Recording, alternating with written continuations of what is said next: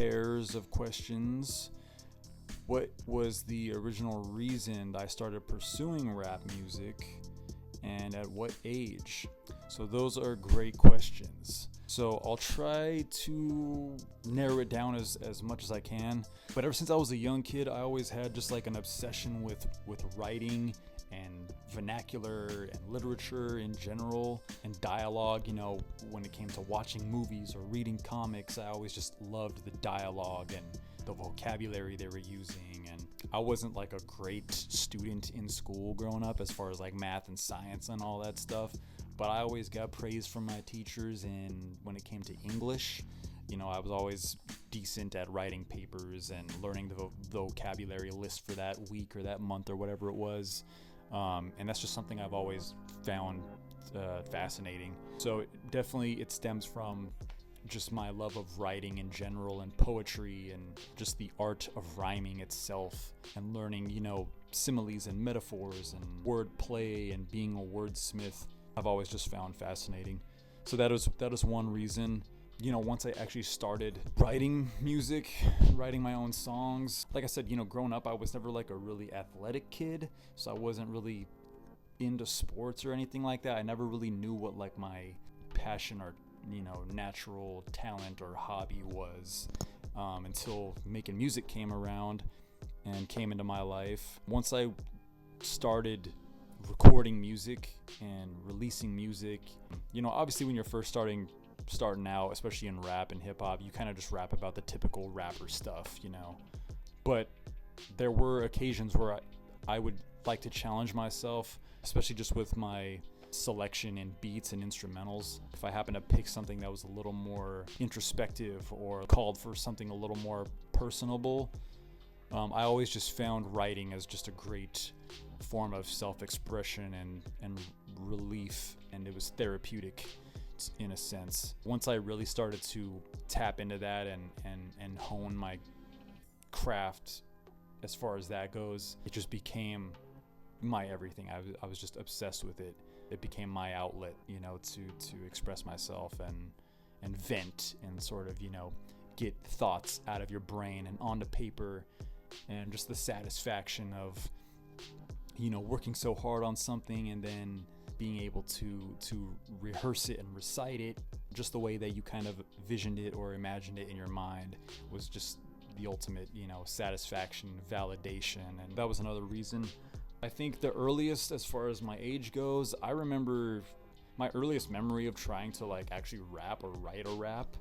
I was probably like 11 or 12, I think, and I was just with like my friends or my cousins or something, and we were just messing around and just, you know, being stupid and silly. I was just like, I'm gonna write a rap, or I'm gonna write a rap song or something like that.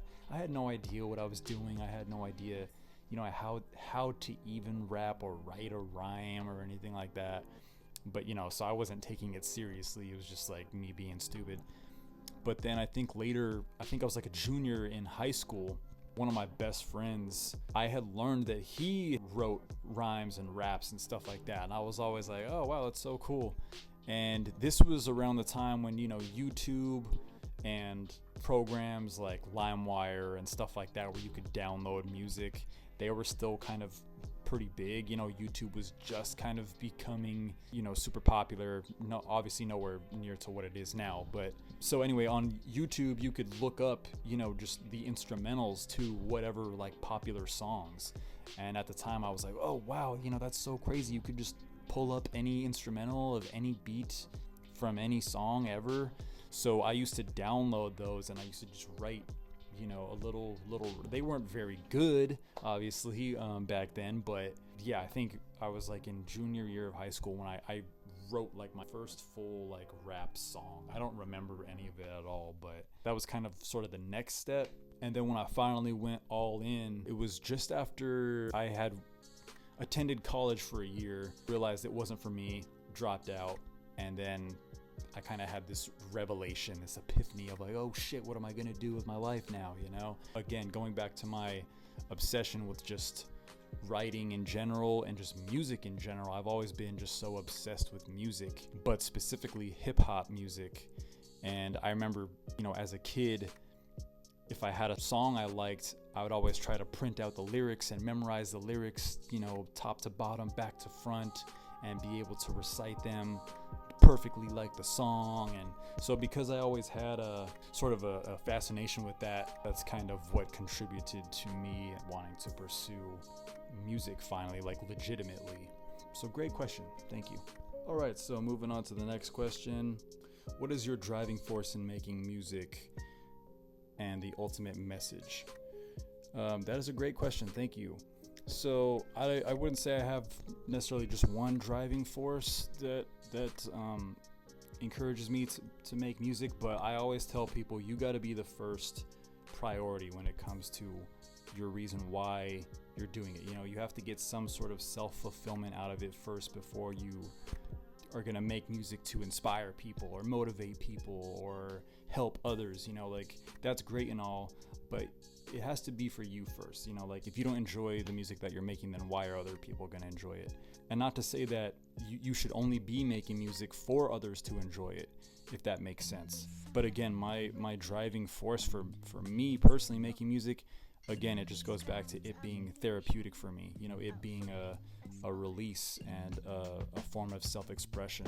It helps me just clear my head and vent and get what's going on in my brain sort of out and onto paper, and it helps me, hear it back and just put things in perspective and, being able to look inward and all that stuff. So that's definitely a driving force for me as far as making music goes. But also, again, when talking about, music being able to help other people or inspire others or motivate other people, that's great too. That's also a driving factor, because I think that's why we love the bands or artists or musicians that we love, because their music has resonated with us. It's impacted us on a level that, it means something to us, whether it's motivated us, helped us, inspired us, got us through really tough times, or been there for us to celebrate the good times. It affects us on some level. So obviously, I would love for if my music does inspire others or motivates people or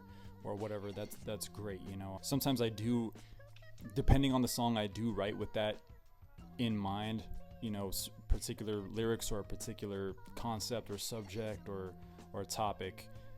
Sometimes I do write with the thought of others in mind, whether it's people I know personally or just some kind of universal concept that everybody can relate to. You always, as an artist, you always hope like, oh, well, if other people like this or enjoy this song, or maybe this song will kind of cheer someone up, if they're having like a bad day or whatever.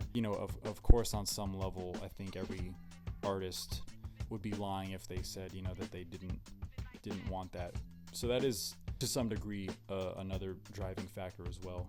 And also, I'd say another driving factor, as cliche or kind of cheesy as it sounds, is the whole concept of, chasing your dreams, right?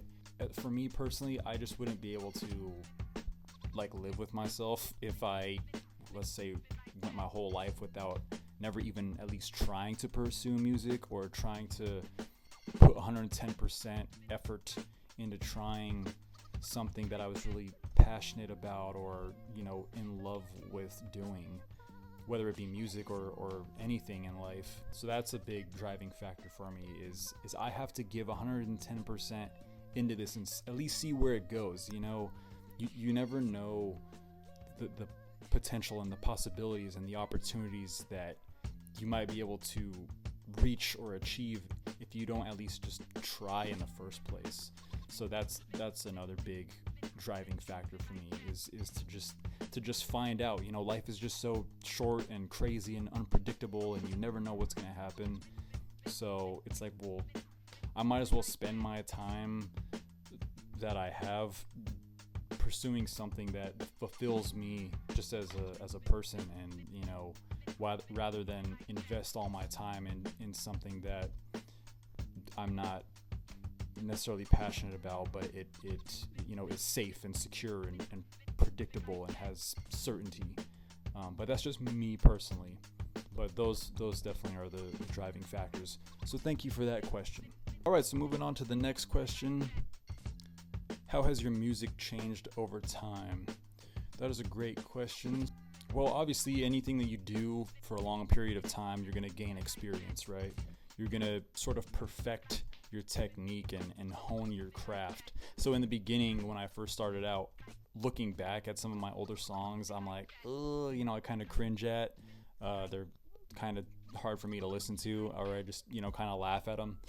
It's funny because back when I first started, really taking music seriously and recording music and releasing records, at the time in the early 2010s, punchline rap was especially in the more lyrical side of rap and hip hop, punchlines were the big thing at the time, coming up with a crazy double entendre or metaphor, especially because me and my friends that I was rapping with, we were obsessed with battle rap, like King of the Dot and Grind Time, and even what was going on in our local area in Denver, which was Body Bag. So we were constantly studying and just watching these rappers and listening to the punchlines they were coming up and the wordplay that they were demonstrating, and it just gives you a different perspective of how you can use phrases and a turn of phrase or an expression or idioms and stuff like that.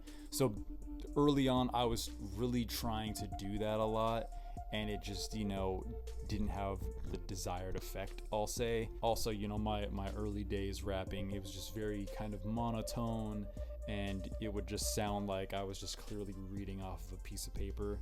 It didn't necessarily have the charisma or personality and character that I hoped that it has a lot more of now. But just the writing in general, after having done it for so long, you really start to just like any craft, you want to study the greatest people that have done that. In the beginning, I was very sort of tunnel vision as far as only studying rap, only studying hip hop when it comes to writing and writing lyrics and songwriting. But over time, I really wanted to figure out, well, why are the greatest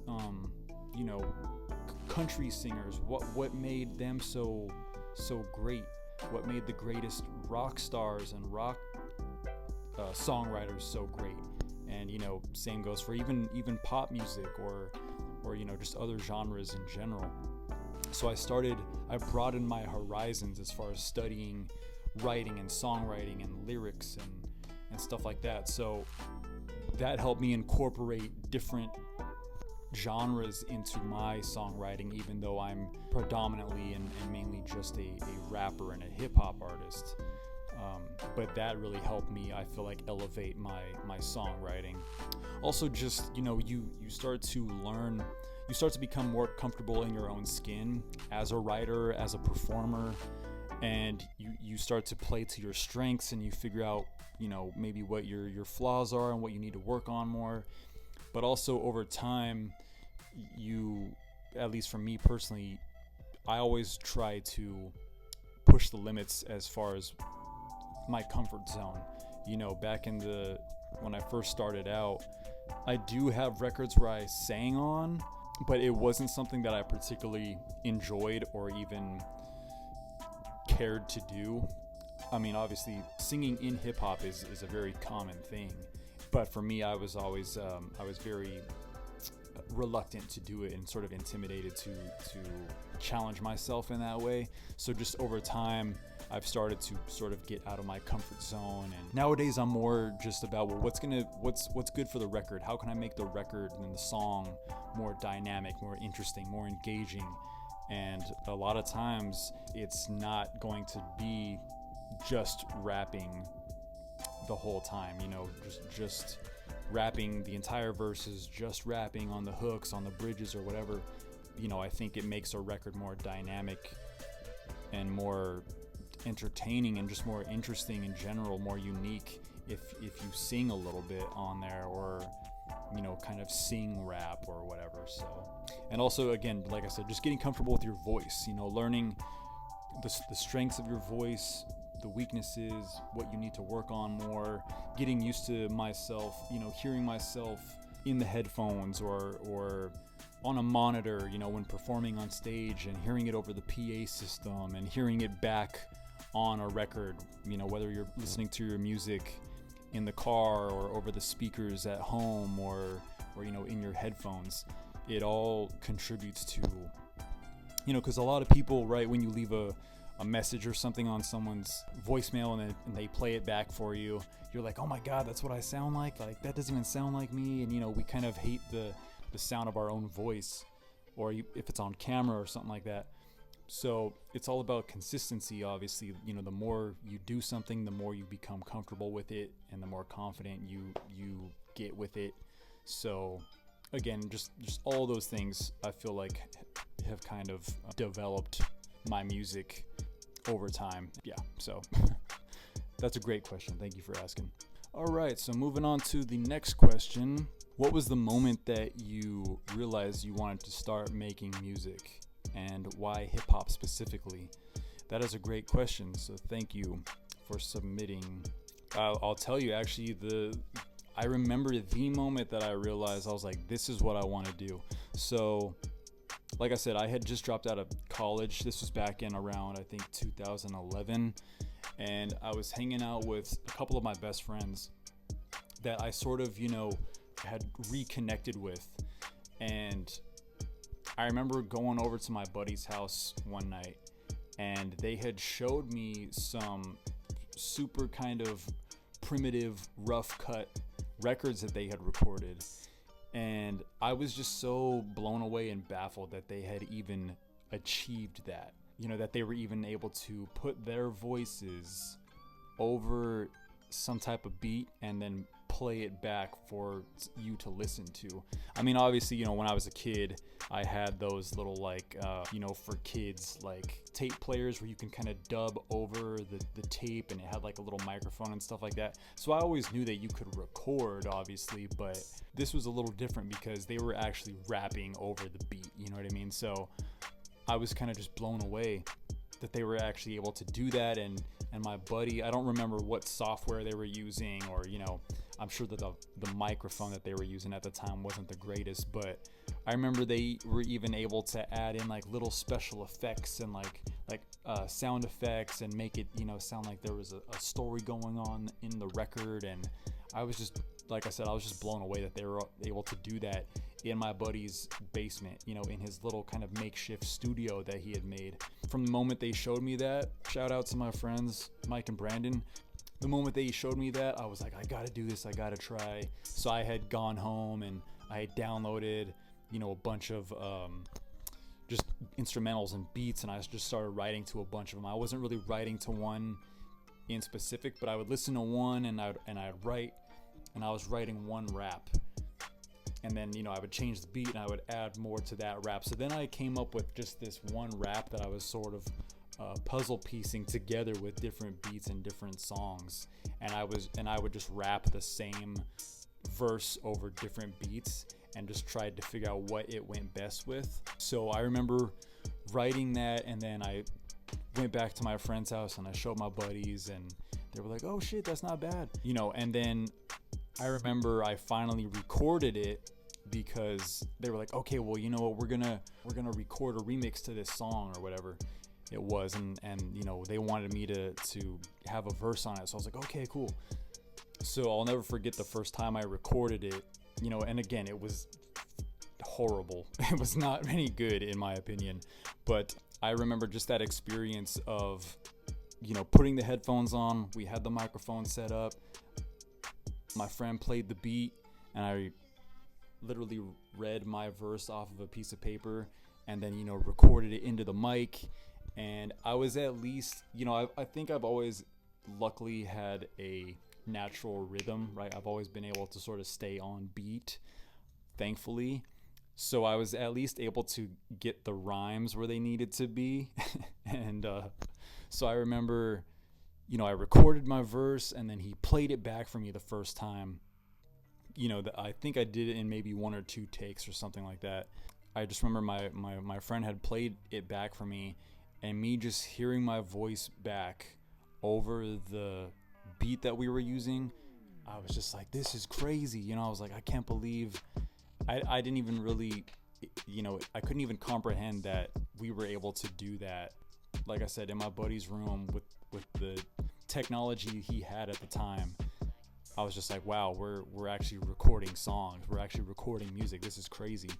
And that it was like a drug. Like, I got my first hit or whatever, and I was hooked. I was instantly addicted. And I was just like, this is what I want to spend every waking moment doing. I just want to write and record, write and record, write and record. So shout out to my best friends, Mike and Brandon. If it wasn't for that, who knows? But yeah, that was the moment that I realized I wanted to start making rap music. And rap music specifically, to add on to the question, again, you know, just growing up, I was never really super talented. I never learned how to play any like instruments or anything like that. I did attempt for a very brief moment. I tried to learn how to play acoustic guitar, but I just did not have the patience or the passion to learn, you know. And I never learned how to like play drums or piano or anything like that. You know, just learning how to play an instrument to me was just like learning a whole new skill set that I just wasn't prepared to do. So with hip hop, you know, with your voice, right, your vocal cords in your voice box, that pretty much is the instrument. And for someone like me who just is naturally a freaking chatterbox and loves to yap, I was like, oh well, this is perfect. You know, all I got to do is just come up with the words to say and make sure that everything rhymes on beat, and I was off to the races at that point. So, you know, for me, hip hop was just perfect. And like I said, going back to what I said earlier about sort of being obsessed with rap and hip hop culture and having such a infatuation with lyrics and writing and poetry and rhythm, it sort of just came naturally to me. Obviously, like I said, I wasn't great in the beginning, but there was a little bit of natural sort of, I got the hang of it, I'd say, fairly quickly. But again, that is a great question. Thank you.